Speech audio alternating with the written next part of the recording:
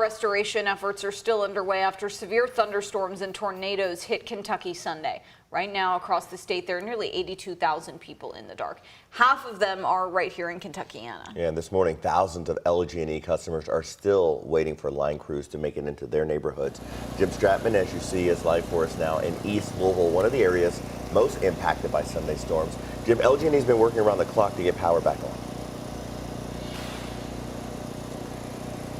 That's right, Eric. And in fact, we're starting to see some of the line crews out by us start to stir as well. Maybe taking a little bit of a break overnight to try to just recharge their batteries, because it has been a long 24 hours for them trying to get power restored to pretty much of Kentuckiana. And you can see why it's been so hard. Take a look behind me. This tree back here, I don't even know if I need the flashlight anymore because the sun's starting to come up. But this was a massive tree. It's been cut up. It's in kind of more bite-sized pieces now, but you can imagine the damage that something like this would have caused. You can see some of the damage even off to my left right now. The power lines coming down, those all still need to be repaired, and that is why crews are still out here. In fact, let's go ahead and take a look at the LG&E outage map. You can see kind of what we're looking at here. This should be broken down by zip code for you just here in Jefferson County. There's 3 main areas where we're still seeing red.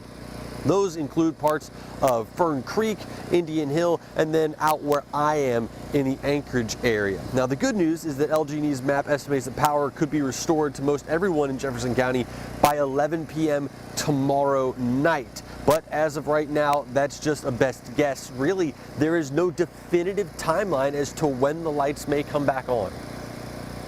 We have established what we call area-wide estimated restoration times, and what these represent is the best estimation for when we expect to have power restored for the vast majority of customers who are still without power.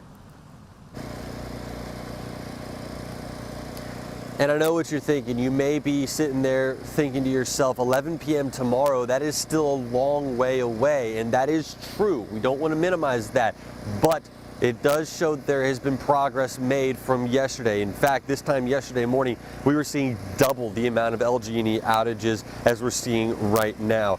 Those crews are asking for patience because this is a long process for them. We were told at the beginning, a multi-day repair process for LG&E crews. They brought in all those extra workers, and so now it is time to just be patient and to start to look after the people in your area that may need a little bit of extra care during this time. Of course, when we don't have power, we don't have things like air conditioning, we don't have things like refrigeration, and there could be people in your area or loved ones that you know of that may need a little bit of looking after during a time like this. So this is a time to come together and make sure that everyone is staying safe as as these crews really do work to get this power turned back on. Eric, Grace.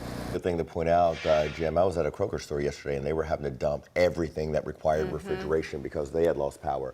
One thing we do know is back up and running is that Gene Snyder, LG&E crews had to finish their repair on down lines that was near the interstate. Police shut down the portion of I-265 between Dixie Highway and Stone Street in both directions around 2 yesterday afternoon. Crews wrapped up work and it reopened just before 9.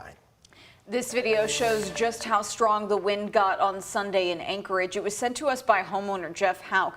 He says it seemed to blow out of nowhere, going from a breeze to wind speeds of just extremely high wind speeds in no time.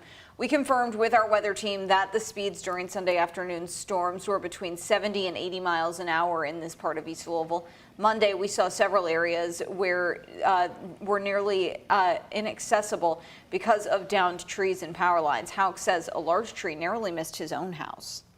It grazed our house, but if it had been probably 5 feet to the left, it probably would have taken out a third of my house. So yeah, we got really lucky. Crews had to bring in a crane to lift up the tree so they could break it up into smaller pieces to go into a chipper. And so the National Weather Service has confirmed at least 3 tornadoes touched down Sunday. An EF1 tornado hit close to eastern Meade and northern Hardin counties with wind speeds upwards of 90 miles an hour. Another EF1 tornado hit near Butler and northern Warren counties, but the strongest was an EF3 in Hopkins County. Now take a look at some of the damage from there. NWS survey crews were focused on the city of Charleston yesterday And you can see why. All the debris and the damaged buildings. Charleston, just so you know, is just north of Dawson Springs, which you'll remember was hit by a large tornado in December of 2021. It was that tornado that caused one man to build a storm shelter just in case it happened again. Well, after the first tornado hit Dawson here, I knowed right then I'd better build something other because it's probably going to get another one.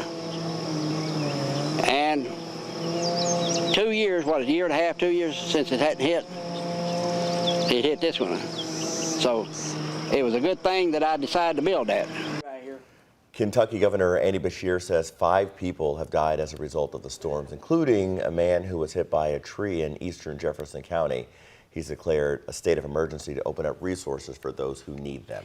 Now to an update new on GMK. After an hours-long search, police in New Albany say they found the body of a 14-year-old boy. His family has identified him as Andre Edwards Jr. Chief Todd Bailey says multiple agencies responded to Silver Creek yesterday near Providence Way around 4 in the afternoon. Witnesses told them Edwards went underwater, then didn't come back up. Last night, crews searched along the banks and patrolled in boats for several hours. They plan to search again this morning before telling us around 11:30 last night that the boy had been found. The New Albany Police Department is still investigating. A motorcyclist involved in a crash earlier this month has died from their injuries. On the 7th of May, the LMPD responded to a motorcycle crash in South Louisville around 5:20 in the morning.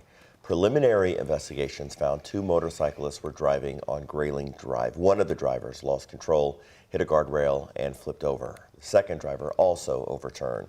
Both drivers were taken to a local hospital with life-threatening injuries, and that first driver died from theirs.